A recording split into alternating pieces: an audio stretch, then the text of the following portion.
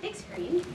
So there are growing calls from Democrats, including members of Congress, for the president to step aside for the 2024 election because he's not capable of serving another 4 years.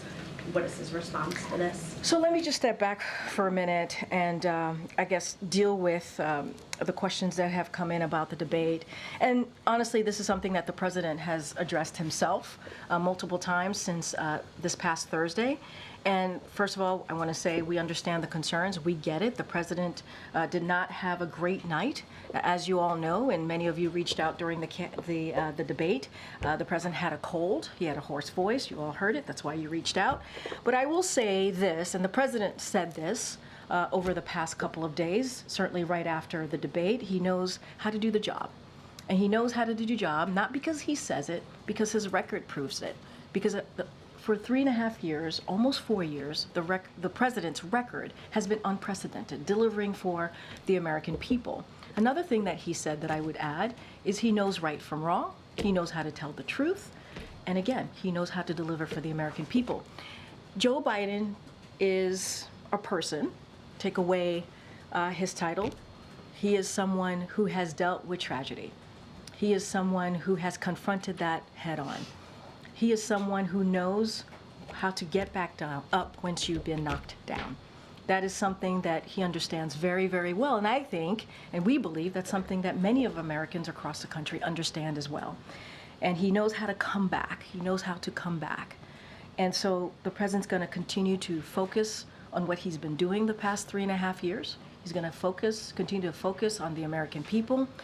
And, you know, to your question, just to add a little bit more to your question, look, you heard from Speaker Pelosi, you heard from Representative Clyburn, and let me just paraphrase a little bit of what they said. Speaker Pelosi, who's very close to the president, said it is not about performance in terms of a debate, it's about performance in a presidency. And this is a president, you've heard me say this, we've talked about this, he's been able to give us an economic recovery, the strongest economic recovery in modern history. Let's not forget, during the midterms of 2022, many people, many of you all, some of you in this room, said that it was going to be a red wave, and that didn't happen. He defeated Big Pharma. We have seen historic low in crime in more than down to 50-year low. And then you had Representative Clyburn, who said the president has done a great job leading for the last 3.5 years. The best predictor of future behavior is past performance. This is from Clyburn. And when you look at the record of President Biden versus former President Trump, you see President Biden, who has delivered the strongest recovery in modern history, versus the previous administration, whose plans hurts the middle class. And President Biden, who is committed to protecting our fundamental freedoms, versus the former president, the previous administration, doing everything that they could, and they did, to overturn Roe v. Wade, and they are responsible for that. And that's coming from two people who are not just leaders in Congress, but also close to the president. I think part of the problem that Democrats are articulating is that it wasn't just that he had a cold, but rather he had, answers. He was trailing off.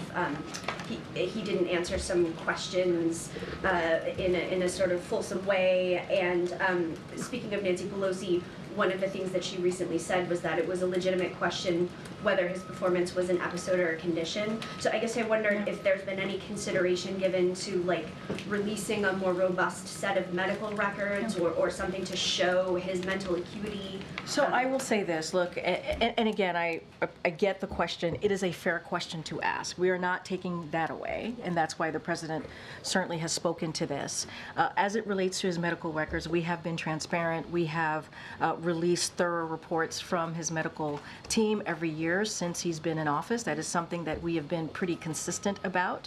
As it relates to, something like a cognitive test, to the question that you're asking me about what the former speaker said. Obviously, she can speak for herself. His team, who has said, the medical team said it is not warranted in this case. We have put forward a thorough, transparent annual report on his health. So they have said that is not warranted. It is not necessary. Again, we understand. We understand. We're not taking away from what you all saw or what the American people saw.